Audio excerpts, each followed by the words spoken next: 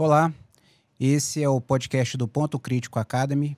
Aqui a gente vai separar mito de realidade com muita ciência baseada em evidência. Nós temos o objetivo de disseminar o conhecimento científico para acadêmicos, residentes e até aqueles médicos que querem revisar algum tema importante na área do paciente crítico, no paciente grave. Hoje nós temos aqui o nosso amigo Vitor Barzilai, cardiologista intensivista. Eu sou Rodrigo Biondi, sou o host, médico intensivista, e estou aqui junto com o Leandro Valim, cardiologista intervencionista. Leandro, boa tarde. Tudo bem, Biondi? Boa tarde. Prazer estar aqui contigo, na companhia do Vitor Barzilai também. Tenho certeza que vai ser um episódio bastante interessante. Sou cardiologista intensivista, coordeno a UTI cardio-intensiva no Hospital Brasília e no Instituto de Cardiologia e Transplante do Distrito Federal. Nos últimos 15 anos eu me dedico bastante à área de assistência circulatória mecânica em multiplataformas, principalmente ajudando o grupo da ELSO Latinoamérica a poder desenvolver educação em ECMO, e bem como a ELSO Internacional, a desenvolver qualidade assistencial em ECMO. E dentro do DEIC, do Grupo de Estudos de Ciência Cardíaca e Transplante da SBC, na verdade não é um grupo, né? Era o GEIC virou DEIC, virou departamento, e dentro do DEIC hoje existe o Grupo de Ciência Cardíaca Avançada e Transplantes, o GETAC. E aí eu faço parte da diretoria do GETAC até 2025. Então, hoje nós vamos falar sobre insuficiência cardíaca avançada. Vitor, queria um pouco da epidemiologia sobre insuficiência cardíaca no Brasil e no mundo. O quão comum ou quão rara é essa doença? Fala aí para os nossos ouvintes, espectadores. Muito bem, então, insuficiência cardíaca é a via final de todas as doenças cardiológicas. E de modo que ela é bastante frequente e existe uma expectativa de crescimento ao longo dos anos, né? Seja por conta do envelhecimento da população e da maior taxa de octogenários frente à população mundial, seja por conta de questões relacionadas ao ambiente, à qualidade de vida, à obesidade, e de modo que os números são crescentes. Agora, em relação à casuística, acho que vale a pena perguntar para o ChatGPT. Maravilha, Vitor.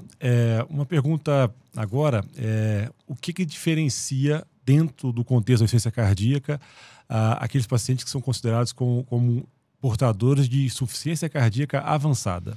Muito bem. Então, nessa casuística que a gente conversou, a maior parte dos pacientes são pacientes que a gente consegue levar bem com uma série de drogas, ditas como drogas antirremodelamento, que são drogas de 20 anos, mais ou menos de 20 anos para cá. A partir da década de 90, você teve os primeiros vasodilatadores que inibiam angiotensina tecidual, mesmo sem a gente saber, que a gente chamou de inibidores de ECA, que não deixavam com que houvesse a progressão da doença e otimizavam os pacientes. Depois se observou um benefício da associação dessa droga junto com beta-bloqueadores. A princípio, um contrassenso você pensar em beta-bloquear um paciente que poderia entrar em choque cardiogênico, mas na verdade ali a gente estava fazendo a gente estava ali melhorando uma série de mecanismos adaptativos fisiológicos com upregulation de receptores betas. E com a associação dessas duas drogas, começou a se observar a possibilidade de remodelamento reverso na disfunção sistólica do ventrículo esquerdo. Posteriormente, a penetrância de um grande estudo, que foi o estudo RAILS, que mostrou o benefício da espironolactona e plerinona, dos inibidores... qual é o nosso remédio? Mineralocorticoide. Os mineralocorticoides. E aí, então, a gente tinha aí 3 drogas bastante importantes. E que, junto com a resolução da hipervolemia decorrente da descompensação cardíaca, essas 3 drogas conseguiam, muitas vezes, recuperar a fração de ejeção dos pacientes e fazer com que esse paciente vivesse uma vida longa e bem clinicamente. Depois disso, a gente observou que parte desses pacientes, principalmente aqueles que tinham bloqueio de recondução do ramo esquerdo, eles sofriam de uma desincronização interventricular que também piorava a função ventricular esquerda e direita. E boa parte desses pacientes respondiam à ressincronização cardíaca, tendo aqui então um dispositivo implantável no tratamento da insuficiência cardíaca. E parte desses pacientes, principalmente os pacientes isquêmicos com disfunção ventricular grave, a princípio a fração de ejeção, a gente sabe que os pacientes com disfunção ventricular têm um risco maior de morte súbita. Parte desses pacientes também teriam um benefício de um dispositivo implantável, de um cardioversor implantável, como observado no MADIT, MADIT-2, MUST. São esses os estudos pilares principais, né? Muito bem. Só que apesar disso, parte dos pacientes, mesmo ressincronizados e mesmo com terapia plena, eles não respondem ao tratamento clínico e eles não respondem à ressincronização. Parte desses pacientes ficavam hipotensos, de maneira que, antes de eu conseguir progredir a dose alvo dessas drogas.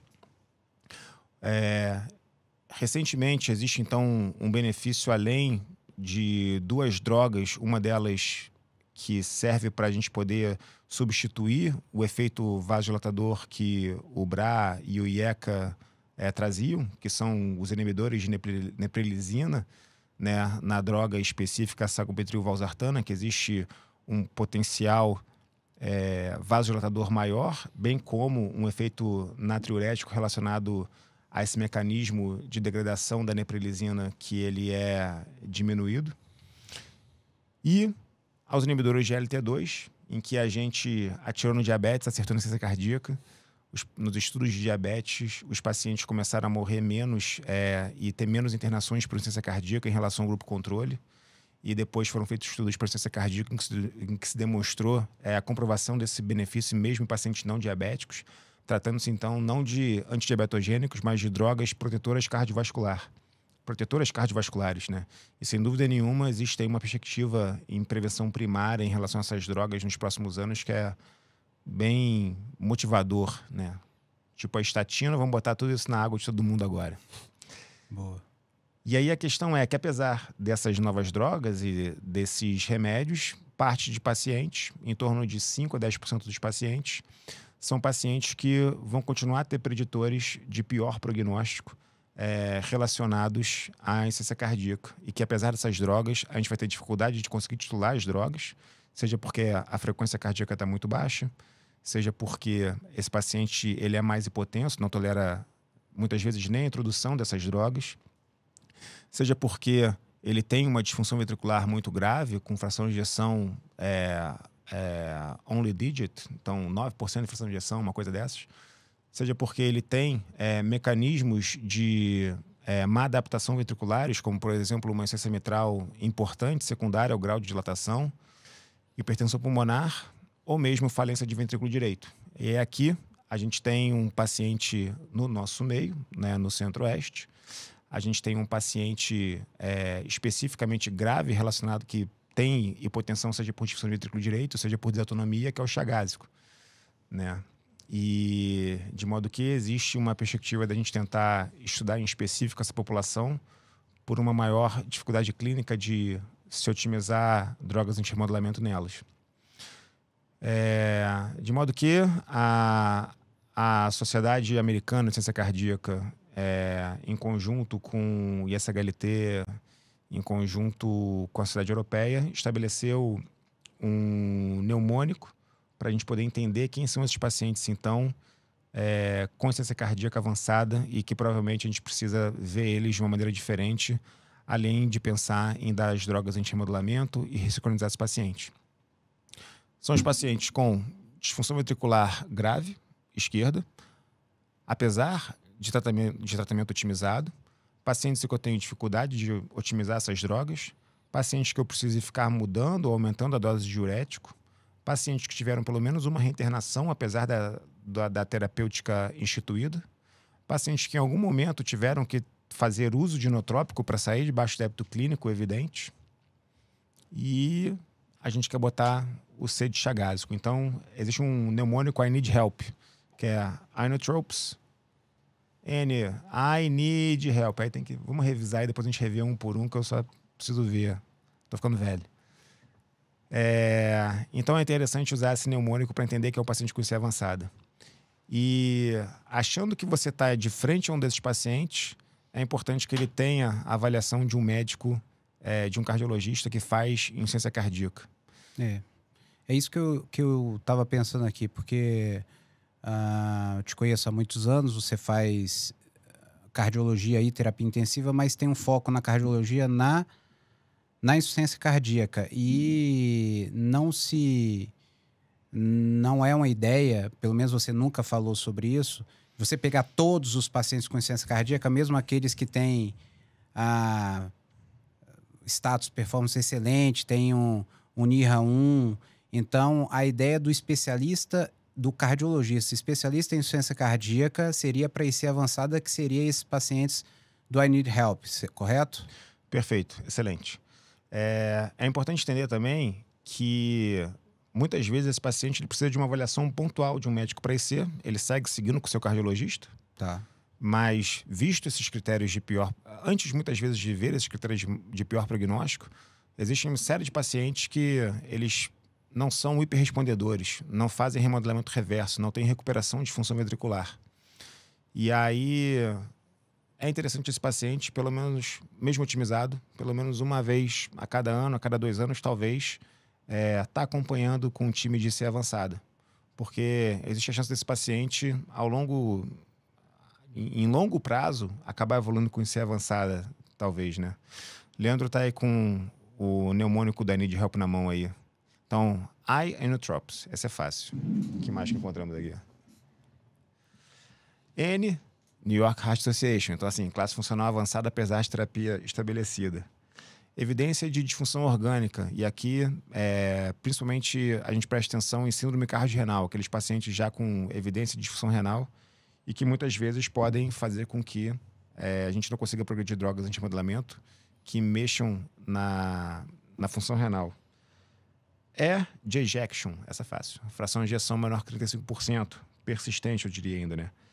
D de defibrillator. Então, que estão tendo choques com maior frequência.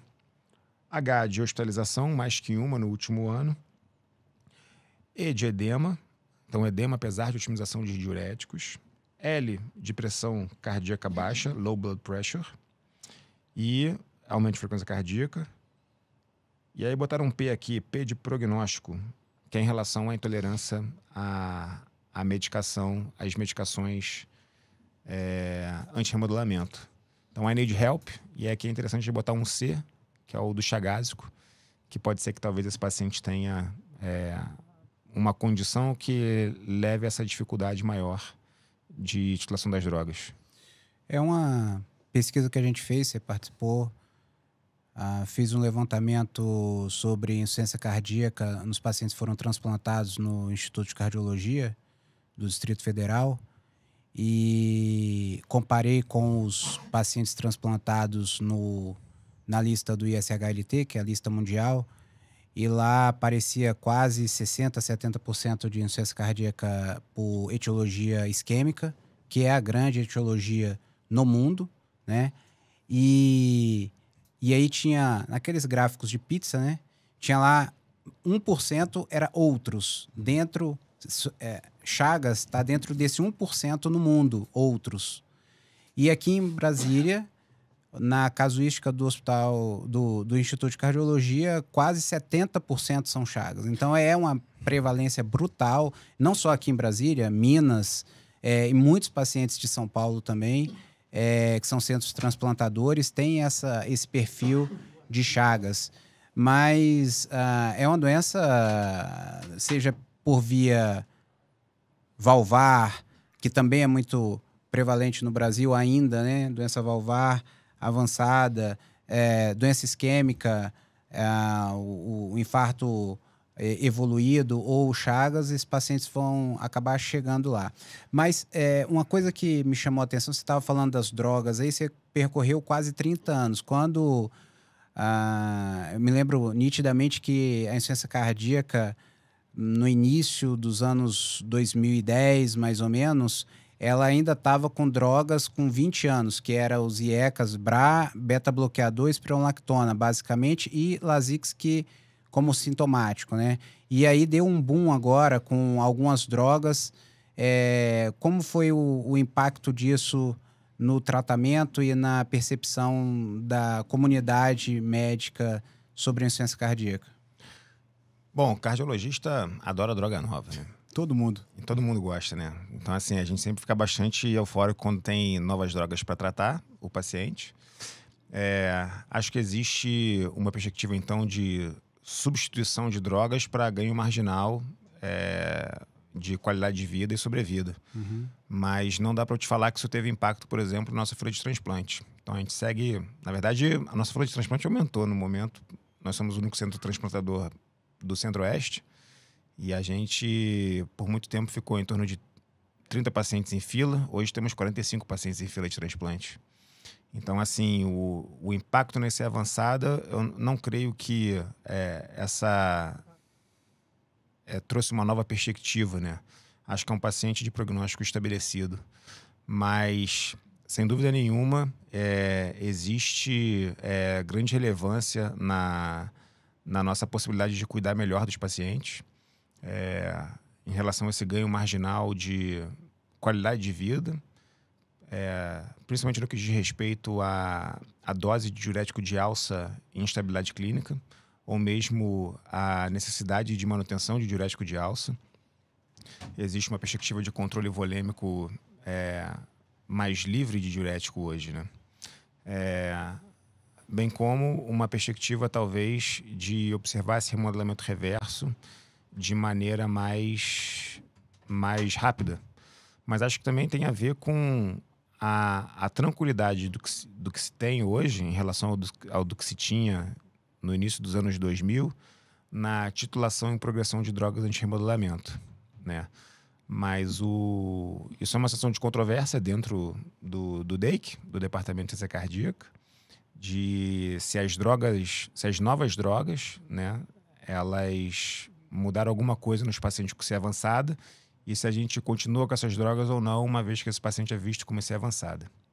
Agora, o que é o paciente com IC avançada? Né? É o paciente em via final de doença, mas que tem perspectiva de tratamento para IC avançada. Que são dois. E quais são esses tratamentos? São dois, primariamente, né? O transplante cardíaco, que é o tratamento ouro de excelência, e que nesses pacientes, né, principalmente naqueles que estão presos no hospital em uso de inotrópicos, você ali estabelece de maneira muito clara sobrevida e qualidade de vida, né? Então, um paciente que hoje tem restrição hídrica está preso com dobutamina no hospital para manter a sua função renal estável e muitas vezes emagrecendo por caquexia. Então, na verdade, ele segue embaixo do débito obscuro boa parte das vezes, apesar da dobutamina. E ele transplanta e sai de uma prescrição de restrição hídrica e disfunção renal para 0 disfunção renal e ele tem que tomar 2 copos d'água toda manhã. E naqueles pacientes com contraindicação a transplante, ou que porventura possam ser candidatos a transplante numa situação menos delicada, o dispositivo de assistência ventricular esquerda, o sistema de assistência ventricular esquerda, que no Brasil hoje existe uma tecnologia disponível para isso, aprovada pela Anvisa e agora aprovada pelo Conitec, que é o HeartMate 3. Bom, maravilha. E falando sobre os dispositivos, né, o tratamento não farmacológico da IC avançada, a gente tem, você já comentou, eu gostaria que você aprofundasse um pouquinho mais, você já citou sobre o ressincronizador, o CDI, a gente tem também alguns estudos mostrando como o COAPT, mostrando o benefício com redução de rehospitalização e até de mortalidade com o uso no reparo transcatéter mitral, deficiência mitral moderada e importante em pacientes com IC avançada. Eu gostaria que você falasse um pouco mais do Resinc, do CDI e até do MitraClip, até como ponte para transplante. Perfeito. Então, existem pacientes que podem não ser candidatos ao VED, né, seja por idade avançada, ou seja porque não vão ter boa adaptação à tecnologia e querem esperar o transplante. E talvez seja importante a gente tentar mantê-lo otimizado com menos reinternações, e existe uma possibilidade de a gente manter ele otimizado com menos reinternações e livre de sintomas, principalmente de dispneia, com a utilização do MitraClip. O que é o MitraClip? Leandro sabe mais do que eu. É um dispositivo, então, que faz com que você consiga diminuir o jato da insuficiência mitral, clipando folhetos da válvula mitral e, dessa maneira, evitando hipertensão pulmonar, seja em repouso ou em exercício. E o estudo COAPT mostrou que pacientes com disfunção ventricular conhecida e insuficiência mitral secundária, mas sem grandes dilatações e com ventrículo direito normal, eles podem ter o benefício dessa tecnologia em vida livre de sintomas. E muitas vezes deixar esse paciente menos sintomático esperando o transplante. Agora, o problema é que quando você trata a insuficiência mitral, o que você faz ali, existe um ventrículo que tem, por exemplo, 35% de fração de ejeção, você diminui a insuficiência mitral, parte dessa fração de ejeção observada, ela é relacionada ao volume regurgitante valvar, e na hora que você fecha a válvula mitral, essa fração de ejeção ela vai diminuir, e a depender do potencial contrátil desse coração, pode ser que ele sinta naquele momento e o paciente entre em baixo débito. Uhum. De modo que eu acho que o cuidado que precisa se ter em relação a paciente COAPT é da gente pormenorizar essa avaliação de reserva contrátil miocárdica com uma hemodinâmica invasiva antes da indicação por critérios exclusivamente ecocardiográficos, principalmente nos chagásicos, no nosso meio, né? Perfeito. Essa questão paradoxal, você poder melhorar, mas ao mesmo tempo o MitraClip poder causar piora também, foi muito bem ilustrada, coincidentemente, na liberação, na publicação de 2 artigos que foram publicados praticamente simultaneamente, o COAPT e o MitraFR, com perfil de indicação diferente, momento de indicação diferente, e deu para ver que realmente a evolução e o desfecho mudam completamente de acordo com o momento que você faz a intervenção. Então, realmente, é importante a gente... gostaria até que você falasse também sobre a importância do Heart Team nessa questão da discussão do tratamento, de todo o suporte da insuficiência cardíaca avançada. Perfeito. Então, acho que é importante a gente entender pacientes com insuficiência mitral, indicação COAPT de MitraClip como paciente portador de insuficiência avançada. Então, a indicação de colocar MitraClip nesse paciente, ela precisa substancialmente passar por um time de insuficiência avançada, por um heart team que envolva possibilidade de resgate caso esse paciente não vá bem. E entendendo se esse paciente ele é um candidato a transplante e ganha aí o MitraClip como ponte para transplante, ou se esse paciente ele é candidato a um outro tipo de dispositivo. Lembrando que quando você coloca o dispositivo de assistência circulatória nesse paciente, de assistência ventricular nesse paciente, você canulada a ponta do coração e esse sangue devolve a aorta. Consequentemente, o ventrículo esquerdo ele passa a ser uma câmara de pré-carga para a bomba, de modo que assim que a bomba começa a gerar fluxo, a tendência é que essa insuficiência mitral funcional ela melhore. E a gente tenha, na verdade, a redução da insuficiência mitral na grande maioria dos casos, em mais de 90% dos casos. Paradoxalmente, recentemente em Porto Alegre teve um caso em que o paciente tinha, na verdade, uma doença degenerativa da válvula mitral, que não era evidente, a gente entendeu como uma EM secundária. Ele melhorou clinicamente em relação à doença mitral inicialmente, sumiu. E aí, 3 meses depois do dispositivo, a insuficiência mitral ficou grave. E isso observou que ele tinha também um componente primário de degeneração da válvula mitral. E aí, então, talvez esse paciente é um paciente que seja candidato hoje a um MitraClip pós-implante de LVAD. Não sei. Aí a gente pode convidar a Lívia para vir falar especificamente desse caso aqui, mas eu tenho participado aí dessa discussão. Uma anedota, mas que pode acontecer, né? Sim. E continuando nessa sequência aí, fala um pouquinho mais sobre o HeartMate, a sequência do desenvolvimento dos ventrículos, chamados ventrículos artificiais, que são os LVAD, dispositivos ventriculares esquerdos. Como é que foi o desenvolvimento histórico e em que ponto nós estamos hoje na evolução da ciência? Perfeito. Então, a primeira coisa que é importante entender que são as tecnologias, tanto para o transplante cardíaco quanto para a assistência ventricular, elas seguem linhas do tempo em paralelo. Então, é preciso entender que realmente são tratamentos para assistência cardíaca avançada desde o seu início, desde a década de 60. E na década de 60 você já teve os primeiros implantes de LVADs ou BVADs como ponte para transplante. Naquele momento em que Shumway ainda estava, principalmente Shumway em Stanford, estava desenvolvendo as técnicas de transplante. E todas as equipes que ficavam ali, né, ficavam fazendo o xenotransplante de manhã e à tarde ficavam vendo pacientes. E também desenvolvendo dispositivos, né? Existiu, então, durante a década de 80, o que se convencionou chamar de primeira geração, de dispositivos de primeira geração, a partir de dispositivos pulsáteis grandes. Era uma panela que se colocava na ponta do coração, dentro da cavidade abdominal. A cânula de inflow era colocada na ponta do ventrículo esquerdo e o outflow na aorta, de maneira com uma engenharia muito semelhante à que acabou sendo usada nas gerações subsequentes, assim. Só que era uma bomba grande, pulsátil, em que a deshospitalização muitas vezes era difícil, como ponte para transplante.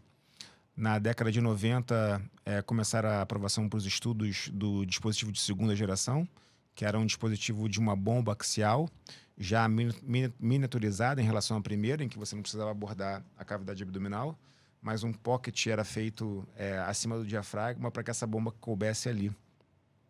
E nos anos 2000, ela foi aprovada, a partir de 2007, se não me engano, ela foi aprovada tanto para terapia de destino, nos Estados Unidos e na Europa, né? Então essa bomba, não sei se nesse momento é mais implantada no mundo ainda, mas aqui se desenvolveu larga escala de experiência com ela, e existia aqui um porém em relação a essas duas primeiras bombas, que era a chance de formação de coágulos dentro dessas bombas. A primeira por ser uma bomba de dispositivo pulsátil, então o paciente ficava com dupla antiagregação, além de anticoagulação. E a de segunda geração, o paciente ficava com antiagregação em alta dose, né? AS325, muitas vezes AS-clopidogrel, dependendo da marca da bomba, e anticoagulação com varfarina. Boa parte das vezes o paciente tinha que passar por uma troca da bomba por evidência de trombose da bomba. Isso era verificado por evidência de piora de hemólise em exames laboratoriais, bem como a episódios de mau funcionamento da bomba, quando se observava aumento da potência da bomba para poder gerar o mesmo fluxo, ou episódios de spike do aumento da potência da bomba para gerar, e ela não conseguia estar gerando aquele fluxo. E quando você olhava o coração, você via que o sangue ele voltava a passar pela válvula aórtica e não mais passava pela bomba. Se desenvolveram a partir daí protocolos de rampa ecocardiográficos para se avaliar a trombose ou não da bomba, bem como a avaliação tomográfica dessa bomba, né, para se observar os diferentes lugares onde essa trombose poderia acontecer. Até que a gente chegou nos dispositivos de terceira geração. Até então existia uma discussão muito grande o que era melhor. Se era melhor você fazer bombas de fluxo pulsátil ou bombas de fluxo axial. E aí existiam aqueles que advogavam que não, é importante que o sangue na microcirculação ele tem fluxo axial, então não preciso de pulso. Mas fato é que na grande circulação o sangue ele é pulsátil, e isso é importante também. Então boa parte das vezes se observava a formação de coágulos ou então de contraste espontâneo na região subvalvar aórtica, de modo que ali se faziam coágulos e existia uma chance desses coágulos irem para a bomba ou mesmo pegar a circulação e ser uma causa de AVC, bem como ser uma causa de isquemia mesentérica. Uhum. De modo que era importante que você tivesse uma bomba de fluxo pulsátil, mas que ao mesmo tempo ela pudesse... Era interessante, o fluxo axial ele estava relacionado a uma engenharia que você conseguia miniaturizar as bombas, né? Até que chegou essa ideia de você ter um impeller de levitação magnética, em que você pudesse ter acelerações e desacelerações a cada segundo ou 2 segundos, de modo que é uma bomba de fluxo axial, mas que também garante um pulso a cada 2 ou 1 segundo, e que você consegue pegar esse pulso periférico, de modo que você tem um fluxo axial que consegue... ajudou a miniaturizar essa bomba e que garanta uma vida livre de trombose da bomba. E em 2018, foi publicado os primeiros 2 anos de follow-up dessa nova bomba, o estudo foi o Momentum 3. Esse estudo ele já teve a revisão do seu follow-up de 5 anos, mostrando que a necessidade de troca da bomba ela foi mínima, menos de 1% dos casos, em relação ao grupo controle. E a diminuição de mortalidade relacionada a essa bomba, ela teve a ver com isso, com a menor necessidade de troca da bomba e menor incidência de AVC relacionado à trombose da bomba. Existe, então, agora... Só que esse paciente ele ainda é ligado a baterias externas. Então, todas essas bombas, sai dela um driveline, que é o cabo da vida, que ele é superficializado na região abdominal, é perfurado a partir da caixa torácica o reto abdominal, e ali ele é ligado num controlador, que é como se fosse um iPhone mais grosso, e que ali o paciente e o médico conseguem checar o fluxo, a alimentação, né, a potência da bomba, bem como as baterias e outros alarmes, e aquilo ali é ligado a baterias. Quando ele dorme, ele fica ligado a bateria na parede. Quando ele vai fazer a vida dele, ele tem ali 3 baterias, uma backup dentro do controlador e outras 2 baterias que dão para ele uma autonomia de 17 horas. Além do que, ele tem uma bolsa de viagem com controlador reserva e com baterias reservas que ele pode programar a vida dele, o que ele vai fazer. Esse é o HeartMate 3. Esse é o HeartMate 3. Que é o que está sendo comercializado agora. Sim. Tá. Então, desde 2018 no Brasil, mas no mundo inteiro, foi uma estratégia da empresa de comercializar basicamente o HeartMate 3. Então, não é produzido mais o HeartMate 2, entendendo que é uma tecnologia de substituição e não uma tecnologia incremental. Agora, uma por pergunta... conta dessa segurança, né? Claro. Uma pergunta aqui. Eu tô... 2 pacientes aqui. Como é que você estão no teu consultório? Como é que você vai escolher numa insuficiência cardíaca avançada? Quais os critérios que você vai levar em consideração para colocá-lo numa fila de transplante cardíaco? E não, esse paciente não pode ir para uma fila de transplante cardíaco, esse paciente vai ser um candidato a LVAD. Perfeito. Então é importante entender que são 2 estratégias de vida para uma pessoa que tem uma baixa expectativa de vida. A avaliação da LVAD ela é a mesma avaliação do transplante, mais uma avaliação pormenorizada do ventrículo direito. De modo que é impossível você fazer uma avaliação para o LVAD direto. Esse paciente ele tem que passar por um serviço transplantador. Bem como no momento que a gente está no Brasil de implementação de tecnologia, mesmo tendo casos há mais de 10 anos hoje no Brasil implantados, a gente ainda tem um número muito pequeno de bombas disponibilizadas, né? Foram 68 implantes de HeartMate no Brasil, incluindo as outras bombas, o HVAD, HeartMate 2, 3 e HVAD.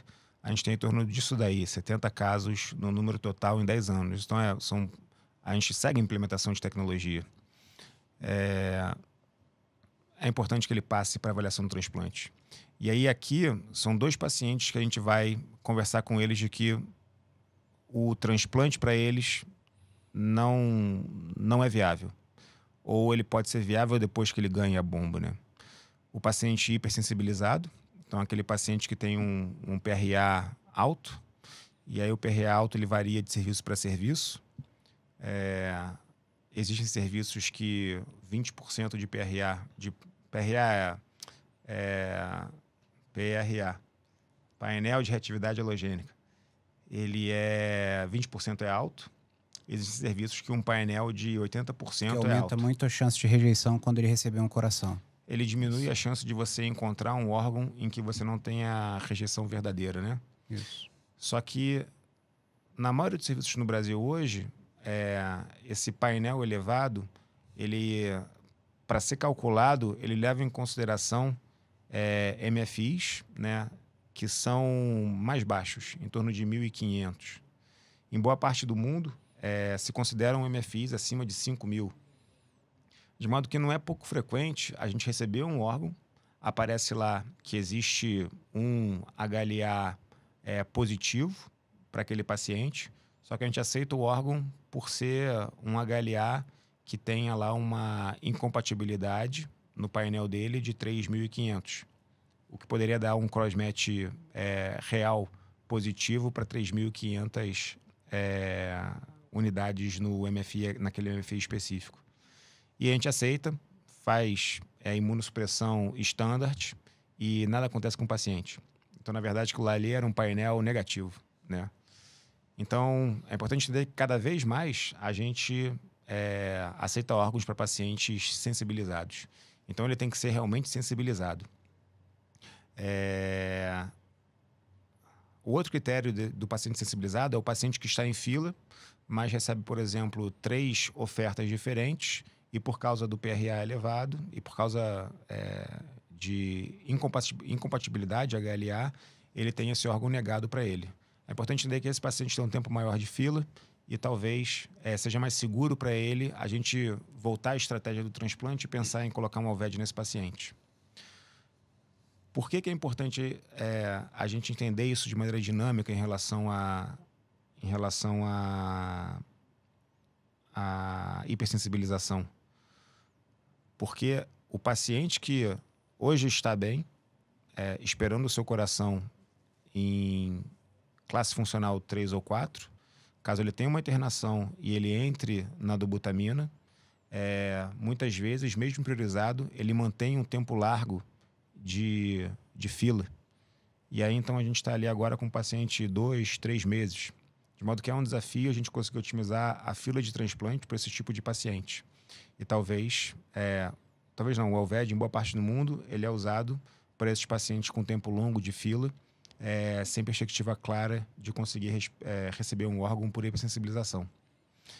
E aí esse paciente ganha o Alved, e aí 1 ano depois, caso ele não se adapte à tecnologia ou queira transplantar, ele pode ser reativo em fila, mas com uma morbidade agregada em relação à sua doença de base menor em relação ao que ele tinha naquele momento de maior fragilidade. Isso também é controverso porque eu estou diminuindo a mortalidade agregada em relação a IC. Esse paciente agora ele não está mais caquético, ele não toma mais diurético, ele toma 2 copos de água toda manhã, ele vive bem, volta a trabalhar, mas quando eu for transplantá-lo, vai ser uma operação redu, vai ser uma nova abertura de tórax, de modo que isso precisa ser levado em consideração, né?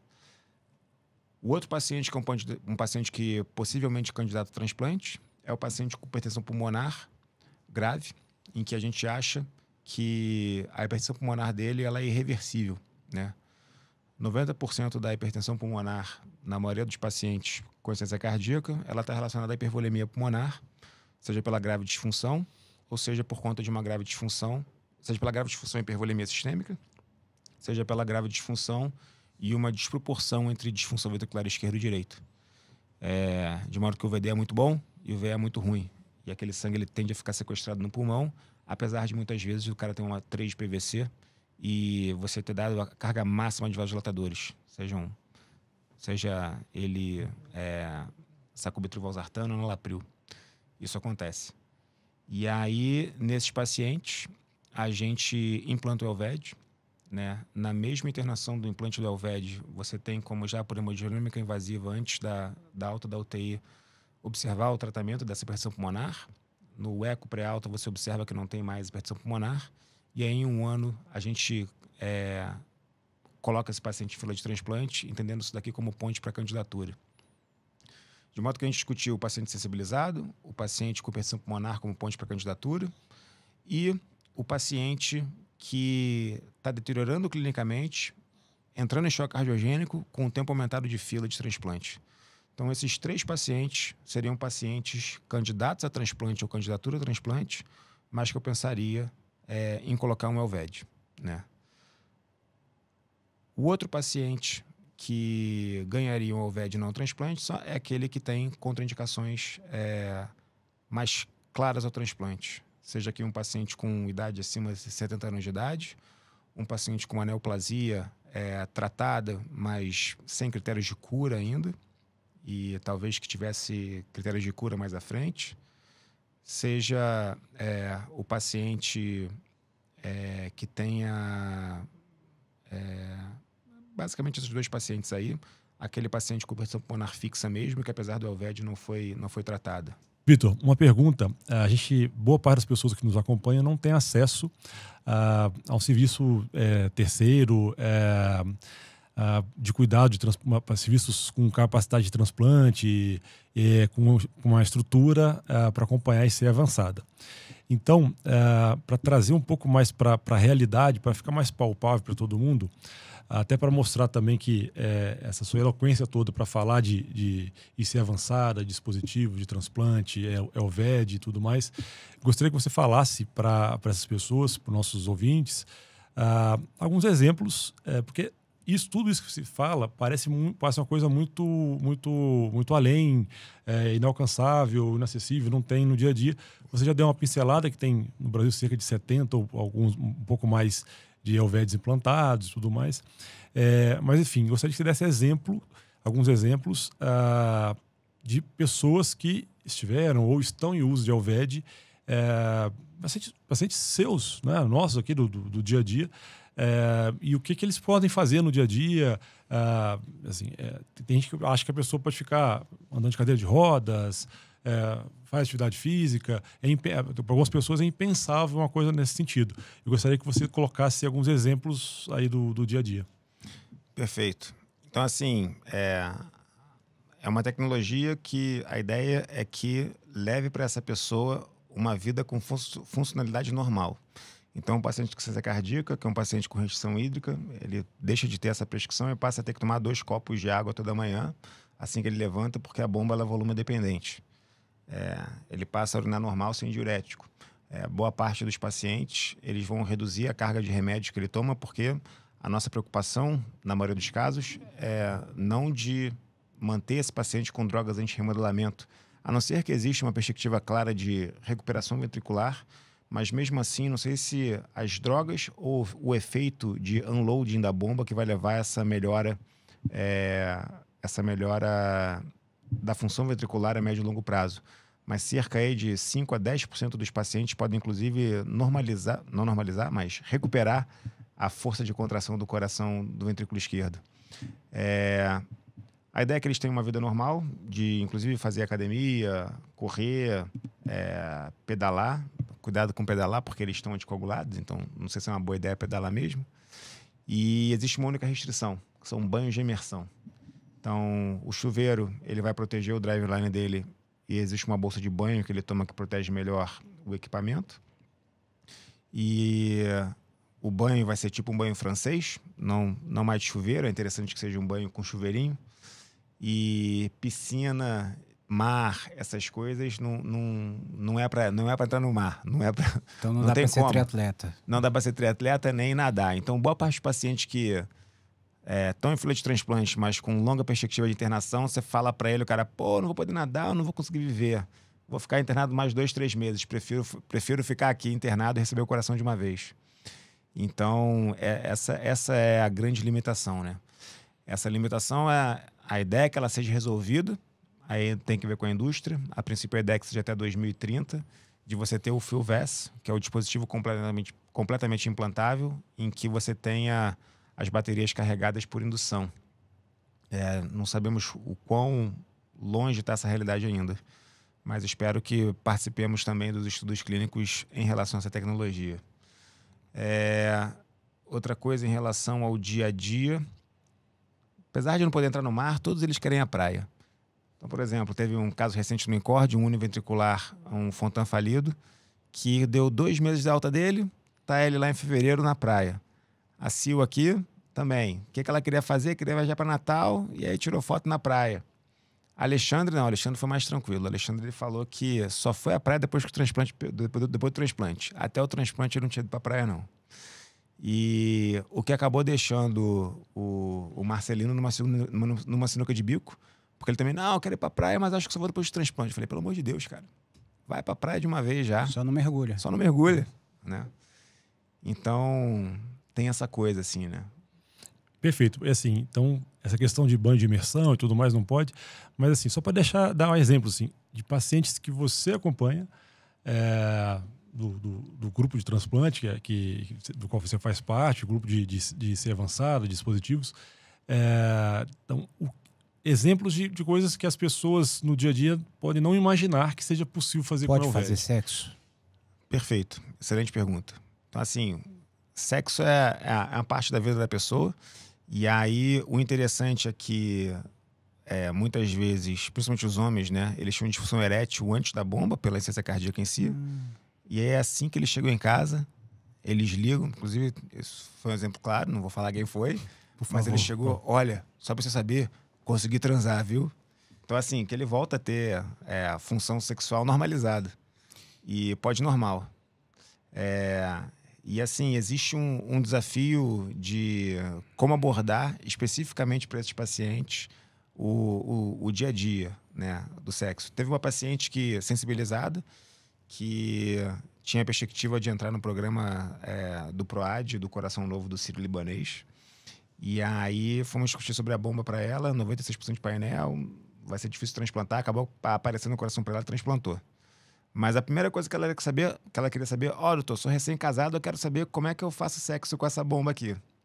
E aí foi muito legal porque foi uma outra paciente com o dispositivo, fez uma abordagem super esclarecedora, falando de que a bomba ali ela era mais um companheiro seu na relação que com o tempo você se acostumava. Bonitinho, né? Legal. Eu acho importante essa pergunta do Leandro, porque a gente sempre trabalhou em hospitais de grande porte e tal, em cidades grandes, Rio de Janeiro, aqui, acesso a grandes hospitais em São Paulo, mas eventualmente você vê uma pessoa, seja com insuficiência hepática fulminante, seja com insuficiência cardíaca muito avançada, grave, um choque cardiogênico, que simplesmente para muitas pessoas não entra ali dentro do rol de tratamentos essa etapa a mais, que é o transplante, ou seja o transplante hepático, seja um transplante cardíaco, ou um dispositivo de assistência ventricular de curta permanência, por exemplo, ECMO, ou um dispositivo de longa permanência, um Elved. Então, e sim, a grande maioria dos pacientes, mais de 95% dos pacientes, vão ser bem tratados nos hospitais que não têm essa estrutura.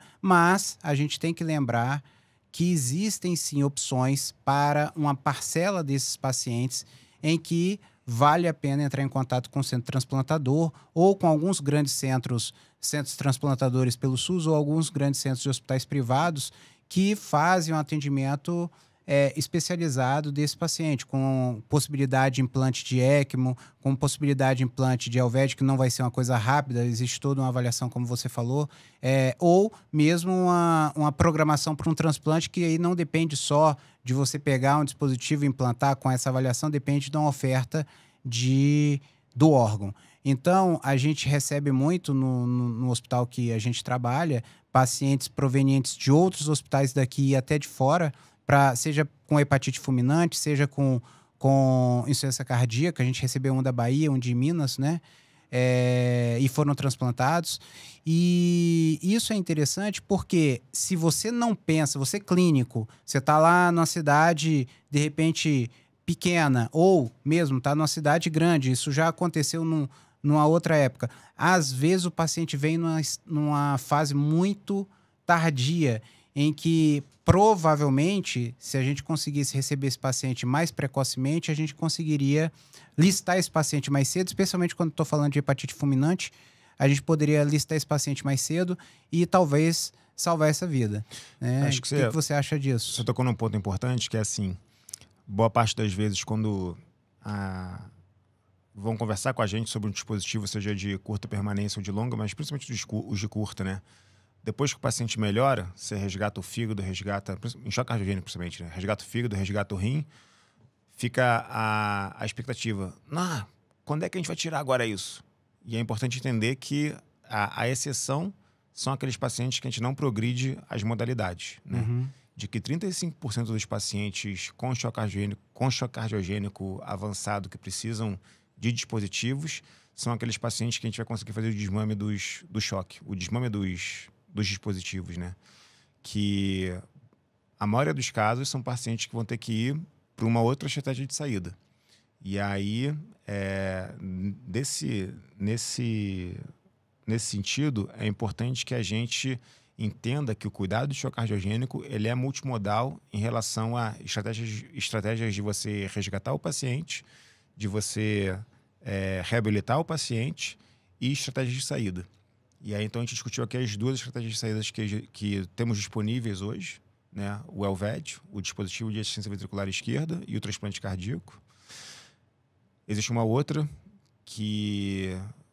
estratégia de saída ponte para transplante que a gente não tem no Brasil, que é um BVAD, não por bombas separadas, mas uma mesma bomba que é o coração completamente implantável, o Total Artificial Heart. Infelizmente esse a gente não tem ainda, mas existe como a gente montar estratégias com BVAD, LVAD, como ponte para transplante ou como ponte para um dispositivo de longa permanência.